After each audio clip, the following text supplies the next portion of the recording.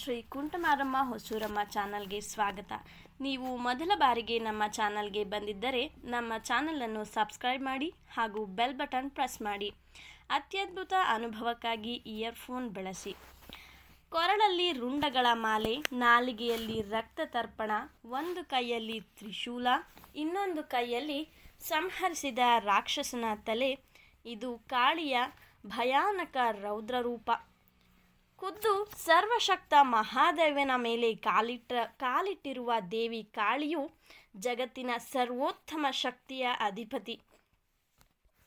ದೇವಿಯು ಕ್ರೋಧಿತಗೊಂಡರೆ ಅವಳನ್ನು ಶಾಂತಗೊಳಿಸಲು ಶಿವನನ್ನು ಬಿಟ್ಟರೆ ಬೇರೆ ಯಾವ ಶಕ್ತಿಯಿಂದಲೂ ಸಾಧ್ಯವಿಲ್ಲ. ದೇವಿ ಮಹಾಕಾಳಿಯಾಗಿ ಅತ್ಯಂತ ರೌದ್ರ ರೂಪ ಹೊಂದಿದ್ದರೂ ತನ್ನ ಭಕ್ತರೊಡನೆ ಮಾತ್ರ ಶಾಂತ ಸ್ಥಿತಿಯಲ್ಲಿ ದರ್ಶನ ನೀಡಿ ಪೊರೆಯುತ್ತಾಳೆ. ಮಗನು ಅಥವಾ ಮಗಳ ರೂಪದಲ್ಲಿ ಬಂದು ತಾಯಿಯಾಗಿ ಭಕ್ತರನ್ನು ಹರಸುತ್ತಾಳೆ. ಬನ್ನಿ, ಹಾಗಾದರೆ ಕಾಳಿ ಮಾತೆಯ ಜನ್ಮ ವೃತ್ತಾಂತವನ್ನು ತಿಳಿಯೋಣ. ಜೊತೆಗೆ ದೇವಿ ಯಾಕೆ ಅಷ್ಟು ಶಕ್ತಿಶಾಲಿ ಅನ್ನೋದನ್ನು ಭಕ್ತಿಯಿಂದ ತಿಳಿದುಕೊಳ್ಳೋಣ. ಸಮಸ್ತ ದೇವಾನುದೇವತೆಗಳಲ್ಲಿಯೇ ಕಾಳಿಯ ಅವತಾರವು ಅತ್ಯಂತ ಉಗ್ರ ಹಾಗೂ ಭಯಾನಕವಾಗಿದೆ. ಕಾಳಿ ಎನ್ನುವ ಶಬ್ದವು ಕಪ್ಪು ಅಥವಾ ಕಾಲ ಎನ್ನುವ ಪದದಿಂದ ಮೂಡಿದೆ. ಅಂದರೆ ಕಾಲನ ಮಹಿಮೆಯನ್ನು ದೇವಿ ಕಾಳಿಯು ಸೂಚಿಸುತ್ತಾಳೆ. ಅರ್ಥಾತ್ ಇದು ಸಮಯವನ್ನು ಸೂಚಿಸುವ ಪದವಾಗಿದೆ. ಹಿಂದೂ ಸನಾತನ ಧರ್ಮದಲ್ಲಿ ಕಾಳಿಯನ್ನು ಅಧರ್ಮದ ವಿರುದ್ಧ ಧರ್ಮದ ಜಯವೆಂದು, ಕೆಟ್ಟದನ್ನು ಸರ್ವನಾಶ ಮಾಡುವ ಸರ್ವೋತ್ತಮ ಶಕ್ತಿ ಎಂದು ಹೇಳಲಾಗುತ್ತದೆ. ಅಂತೆಯೇ ದೇವಿಯು ರುದ್ರ ಭಯಂಕರವಾಗಿ ಸರ್ವಶಕ್ತಿಯ ಅಧಿದೇವತೆಯಾಗಿ ಪೂಜಿಸಲ್ಪಡುತ್ತಾಳೆ. ಕಾಳಿ ಮಾತೆಯಲ್ಲಿ ಸರ್ವಶಕ್ತಿಯೂ ಅಡಗಿದೆ. ಅವಳು ಧನಾತ್ಮಕ ಶಕ್ತಿ, ರಚನಾತ್ಮಕತೆ ಹಾಗೂ ಸಂತಾನ ಸಮೃದ್ಧತೆಯ ಪ್ರತೀಕವಾಗಿದ್ದಾಳೆ. ಕಾಳಿಯು ಜನ್ಮವೆತ್ತಿದ ಭೂಮಿಯ ಮೇಲೆ ಧರ್ಮವನ್ನು ಕಾಪಾಡಲು, ಶಿಷ್ಟರನ್ನು ರಕ್ಷಿಸಲು ಹಾಗೂ ದುಷ್ಟರನ್ನು ಶಿಕ್ಷಿಸಲು ಎನ್ನುವ ಮಾತು ಜನಜನಿತವಾಗಿದೆ. ಹಿಂದೂ ಪರಂಪರೆಯಲ್ಲಿ ಕಾಳಿಯ ಜನ್ಮದ ಕುರಿತು ಅನೇಕ ಪುರಾಣ ಪುಣ್ಯ ಕಥೆಗಳಿವೆ. ಪೌರಾಣಿಕ ಕಥೆಯಾನುಸಾರ ದಾರುಕಾವನದಲ್ಲಿ ದಾರುಕ ಎಂಬ ರಾಕ್ಷಸನಿದ್ದನು.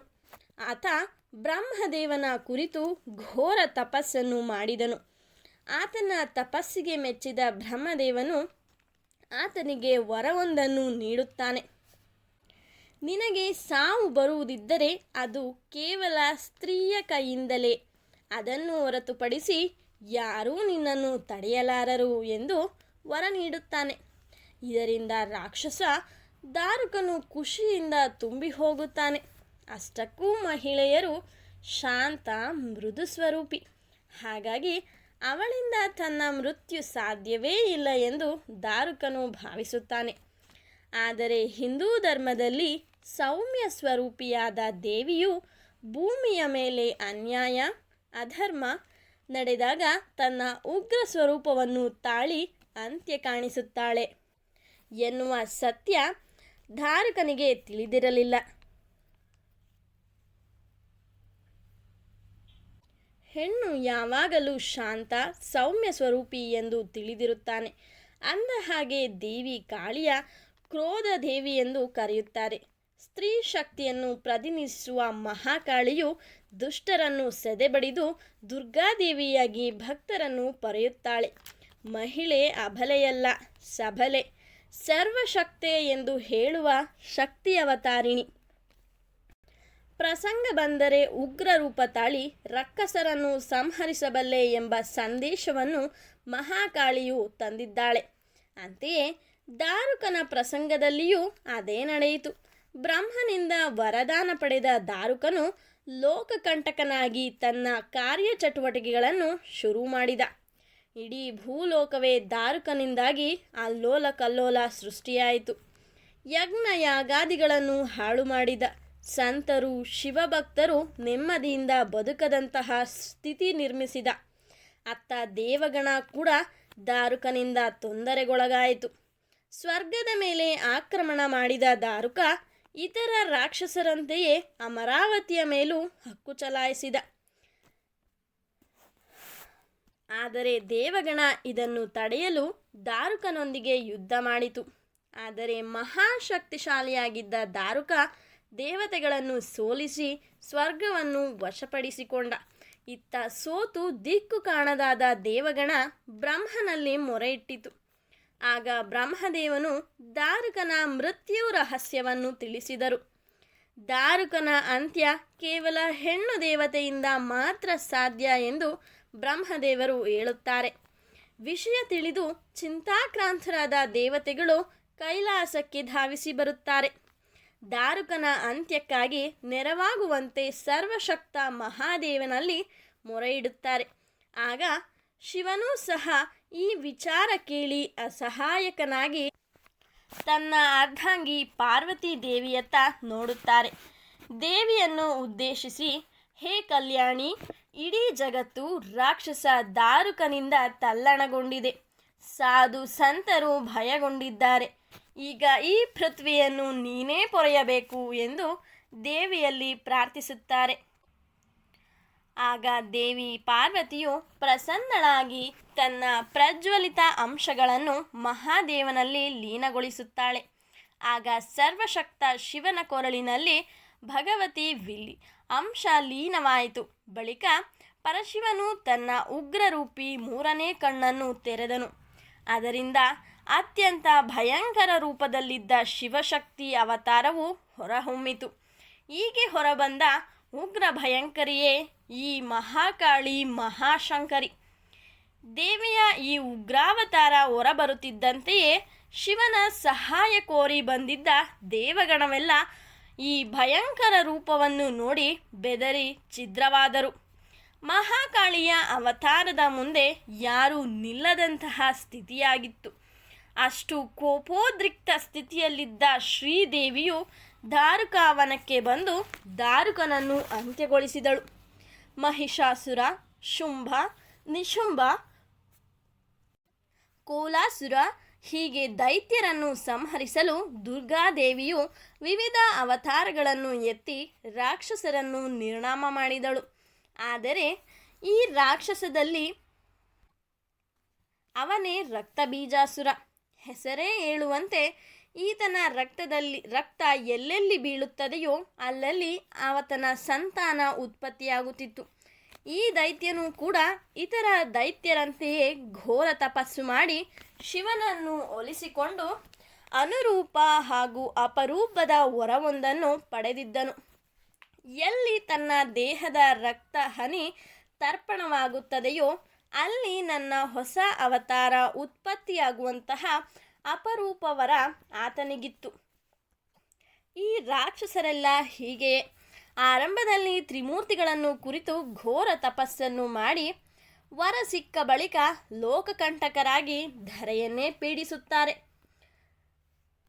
ರಕ್ತ ಬೀಜಾಸುರನ ಪ್ರಸಂಗದಲ್ಲಿಯೂ ಇದೇ ನಡೆಯಿತು. ಶಿವನಿಂದ ವರ ಪಡೆದ ಬೀಜಾಸುರ 3 ಲೋಕಗಳನ್ನು ನಡುಗಿಸಲು ಶುರು ಮಾಡಿದ. ಆತ ತನ್ನ ವರದ ಕುರಿತು ವಿಪರೀತವಾದ ಅಹಂ ಬೆಳೆಸಿಕೊಂಡಿದ್ದ. ತನಗಿದ್ದ ವರವನ್ನೇ ಅಸ್ತ್ರವಾಗಿಸಿಕೊಂಡು ಕಂಡಲ್ಲಿ ದಾಳಿ ನಡೆಸುತ್ತಿದ್ದ. ಅಂತೆಯೇ ದೇವಲೋಕದ ಮೇಲೆ ದಾಳಿ ನಡೆಯಿತು. ದೇವತೆಗಳೇನೋ ಒಂದಾಗಿ ಕಾದಾಡಿದರು. ಆದರೆ ದಾಳಿಯ ವೇಳೆ ದೇವತೆಗಳು ಪ್ರಯೋಗಿಸಿದ ಅಸ್ತ್ರಗಳಿಂದ ಆತನಿಗೆ ಗಾಯಗಳಾಗುತ್ತಿದ್ದವು. ಆದರೆ ಅದೇ ಗಾಯದಿಂದ ಸುರಿದ ರಕ್ತ ನೆಲದ ಮೇಲೆ ಬೀಳುತ್ತಿದ್ದಂತೆಯೇ ಮತ್ತೊಬ್ಬ ರಕ್ಕಸ ಹುಟ್ಟಿಕೊಳ್ಳುತ್ತಿದ್ದ. ಹೀಗೆ ರಕ್ತ ಬೀಜಾಸುರನು ಸಮಸ್ತ ಭೂಮಂಡಲವನ್ನು ನರಕದ ಕೂಪವಾಗಿ ಬದಲಾಯಿಸಿದನು. ಇದರಿಂದ ಕಂಗೆಟ್ಟು ಇಡೀ ದೇವಗಣ ಯಥಾ ಪ್ರಕಾರ ಪರಶಿವನಲ್ಲಿ ಮೊರೆಯಿಟ್ಟಿತು. ಶಿವನು ದಿಕ್ಕು ಕಾಣದೆ ಮತ್ತೆ ದೇವಿಯತ್ತ ಚಿಂತೆಯನ್ನಿಟ್ಟ. ಅಂತೆಯೇ ಶಿವಶಂಕರಿ ಮಹಾಕಾಳಿಯಾಗಿ ಆವಿರ್ಭವಿಸಿದಳು. ಯುದ್ಧ ಭೂಮಿಯಲ್ಲಿ ನಿಂತು ಶಕ್ತಿ ಬೀಜಾಸುರನ ಜೊತೆ ನಿಂತು ಹೋರಾಡಲು ಅಣಿಯಾದಳು. ಉದ್ದವಾದ ನಾಲಿಗೆ, ಕೈಯಲ್ಲಿ ಮಹಾಖಡ್ಗ, ಮತ್ತೊಂದು ಕೈಯಲ್ಲಿ ರಕ್ತಪಾತ್ರೆಯನ್ನು ಹಿಡಿದು ನಿಂತಿದ್ದಳು. ಘನಘೋರ ಕದನ ಶುರುವಾಯಿತು. ರಕ್ತ ಬೀಜಾಸುರನನ್ನು ತನ್ನ ಮಹಾ ಆಯುಧದಿಂದ ಸಂಹರಿಸಿದ ಕಾಳಿದೇವಿಯು ದೈತ್ಯನ ಒಂದೇ ಒಂದು ಹನಿ ರಕ್ತವು ಭೂಮಿಯ ಮೇಲೆ ಬೀಳದಂತೆ ನೋಡಿಕೊಂಡಳು. ಬೀಳುವ ರಕ್ತವನ್ನೆಲ್ಲ ತನ್ನ ರಕ್ತಪಾತ್ರೆಯಲ್ಲಿ ಹಿಡಿದು ಕುಡಿದಳು. ಹೀಗೆ ರಕ್ತ ಬೀಜಾಸುರನ ಆಟಕ್ಕೆ ದೇವಿ ಮಹಾಕಾಳಿಯು ಅಂತ್ಯ ಆಡಿದಳು. ರಕ್ಕಸ ಬೀಜಾಸುರನ ಅಂತ್ಯವೇನೂ ಆಯಿತು, ಆದರೆ ದೇವಿಯ ಕೋಪ ಮಾತ್ರ ಕಡಿಮೆಯಾಗಲಿಲ್ಲ. ಶಿವನ ಮೂರನೇ ಕಣ್ಣಿನ ಕಾಲದ ಅಂಶದಿಂದ ಹುಟ್ಟಿದ್ದವಳಾಗಿದ್ದರಿಂದ ಅಷ್ಟು ಸುಲಭವಾಗಿ ಉಗ್ರ ಸ್ವರೂಪ ಬದಲಾಗುವಂತಿರಲಿಲ್ಲ. ಒಂದು ರೀತಿ ದೇವಿಯ ಅವತಾರದ ಕೋಪದ ಕಿಡಿ ಭೂಲೋಕಕ್ಕೂ ತಾಕುವಂತಿತ್ತು. ಇಡೀ ದೇವಗಣ, ಸಂತ, ಮುನಿಗಣ ಕಾಳಿಯ ಅಕಾರಳ ವಿಕಾರಳ ಸ್ವರೂಪವನ್ನು ನೋಡಲಾಗದೆ ವಿಚಲಿತಗೊಂಡಿತ್ತು. ಮತ್ತೆ ಯಥಾಪ್ರಕಾರ ದೇವಗಣವೆಲ್ಲ ಒಟ್ಟಾಗಿ ಶಿವನಲ್ಲಿ ಮೊರೆಯಿಟ್ಟರು. ಕಾಳಿಯ ಅವತಾರ ನೋಡಿ ಖುದ್ದು ಮಹಾದೇವನು ಕೂಡ ಚಿಂತಿತನಾಗಿದ್ದನು. ಕೊನೆಗೆ ದೇವಿಯನ್ನು ಶಾಂತಗೊಳಿಸುವುದು ತನ್ನಿಂದ ಮಾತ್ರ ಸಾಧ್ಯ ಎಂದು ತಿಳಿದ ಶಿವನು ಶಿವಶಂಕರಿಗೆ ಅಡ್ಡಲಾಗಿ ಬಂದು ಮಲಗಿಕೊಂಡ. ಉಗ್ರ ಭಯಂಕರಿ ಕಾಳೀದೇವಿಯು ಶಿವ ಸಾನ್ನಿಧ್ಯದ ಮೇಲೆ ಕಾಲನ್ನಿಡುತ್ತಿದ್ದಂತೆಯೇ ತನ್ನ ಉಗ್ರ ರೂಪ ವಿಸರ್ಜಿಸಿ ಶಾಂತ ದುರ್ಗೆಯಾಗಿ ಬದಲಾದಳು. ಹೀಗೆ ಶಿವನು ಕಾಳಿಯ ಕೋಪವನ್ನು ತಣ್ಣಗಾಗಿಸಿದ್ದಲ್ಲದೆ ಭೂಲೋಕವನ್ನು ಮಹಾಕಂಟಕದಿಂದ ಪಾರು ಮಾಡಿದ. ರಕ್ತ ಬೀಜಾಸುರನ ಅಂತ್ಯದೊಂದಿಗೆ ಮಹಾಕಾಳಿಯು ಅಭಯಂಕರಿಯಾಗಿ ಶಾಂತ ದುರ್ಗೆಯಾಗಿ ಭಕ್ತರನ್ನು ಹರಸಲು ನಿಂತಳು. ಭೂಲೋಕ ಮತ್ತೆ ಸುಖ ಸಮೃದ್ಧಿಯತ್ತ ಹೊರಳಿತು. ಮಹಾಕಾಳಿಯ ಚಿತ್ರವನ್ನು, ಶಿಲೆಯ ಮೂರ್ತಿಯನ್ನು ನೀವುಗಳೆಲ್ಲ ನೋಡಿಯೇ ಇರುತ್ತೀರಿ. ಅದರಲ್ಲಿ ಶಿವಶಕ್ತಿ ತನ್ನ ಒಂದು ಕಾಲಲ್ಲಿ ಶಿವನ ವಕ್ಷಸ್ಥಳದ ಮೇಲೆ ಕಾಲನ್ನಿಟ್ಟು ನಿಂತಿರುತ್ತಾಳೆ. ಕಡುಕಪ್ಪು ನೀಲಿಯಲ್ಲಿರುವ ಅವಳ ಶರೀರ, ಹಣೆಯ ಮೇಲೆ ಮೂರನೇ ಕಣ್ಣು, ನಾಲಿಗೆಯನ್ನು ಹೊರಚಾಚಿರುವ ಉಗ್ರ ಸ್ವರೂಪದ ದೃಶ್ಯ ಎಂಥವರನ್ನೂ ಕೂಡ ಭಯಭೀತಗೊಳಿಸುತ್ತದೆ. ನಿಮಗೆ ಗೊತ್ತಿರಲಿ, ಇಡೀ ದೇವತೆಗಳಲ್ಲಿಯೇ ಮಹಾಕಾಳಿಯ ರೂಪವು ಅತ್ಯಂತ ಭಯಾನಕ ಹಾಗೂ ಕಠಿಣವಾಗಿದೆ. 4 ಕೈಗಳ ದೇವಿಯು ಒಂದು ಕೈಯಲ್ಲಿ ಖಡ್ಗವಿದ್ದರೆ ಮತ್ತೊಂದು ಕೈಯಲ್ಲಿ ರಕ್ಕಸನ ರುಂಡವಿದೆ.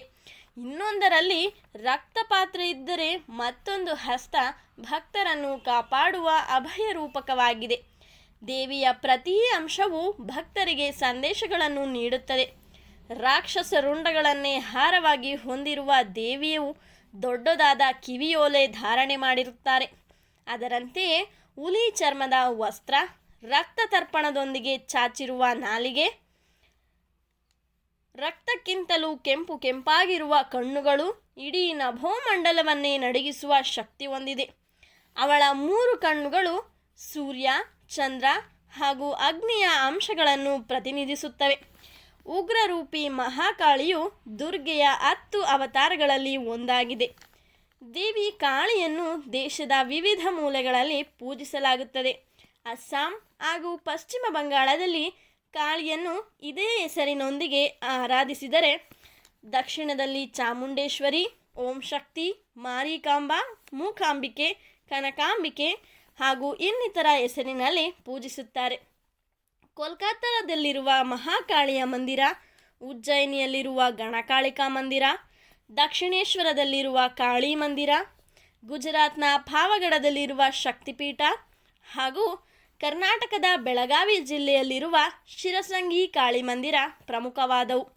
ವಿಶೇಷವೆಂದರೆ ಶಿರಸಂಗಿ ಕಾಳಿಕಾ ಗುಡಿಯು ಕರ್ನಾಟಕದಲ್ಲಿರುವ ಕಾಳಿ ಹೆಸರಿನ ಹಳೆಯ ದೇಗುಲಗಳಲ್ಲಿ ಒಂದು. ವಿಶ್ವಕರ್ಮದ ಸಮುದಾಯದ ಕುಲದೇವತೆಯೂ ಹೌದು. ಒಟ್ಟಾರೆ ಮಹಾಕಾಳಿಯ ರೌದ್ರ ರೂಪ ಹೊಂದಿದ್ದರೂ ತನ್ನ ಭಕ್ತರಿಗೆ ಮಾತ್ರ ಅಭಯ ನೀಡುವ ಅಭಯಂಕರಿಯಾಗಿ ದರ್ಶನ ನೀಡುತ್ತಾಳೆ.